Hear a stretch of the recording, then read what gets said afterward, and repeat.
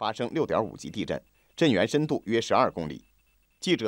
চীনের স্থানীয় সময় রোববার বিকেল 4:30টা পাহাড়ি প্রদেশ ইউনানের লুদিয়ান শহরে যখন ব্যস্ত সময় কাটাচ্ছেন অধিবাসীরা, ঠিক তখনই কেঁপে উঠল পায়ের তলার মাটি। 6.1 মাত্রার ভূমিকম্পে মুহূর্তেই লণ্ডভণ্ড হয়ে গেল প্রায় 3 লাখ মানুষের এই শহরটি। ভূমিকম্পের উৎপত্তিস্থল ঝাওটং এলাকা থেকে 10 কিলোমিটার দূরে অবস্থিত। যুক্তরাষ্ট্রের ভূতাত্ত্বিক জরিপে বলা হয়েছে, গত 14 বছরে এটি এ এলাকার সবচেয়ে শক্তিশালী ভূমিকম্প।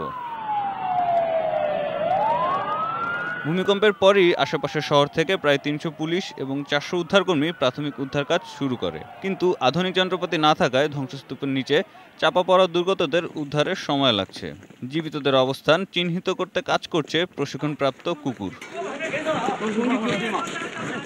অব্যাহত বৃষ্টি এবং ভূমিধসের কারণে আগে থেকেই ওই এলাকার যোগাযোগ ব্যবস্থা ভেঙে পড়েছিল। এ কারণেই সড়ক পথে ত্রাণ সামগ্রী এবং উদ্ধারকর্মীদের সেখানে পৌঁছাতে দেরি হচ্ছে।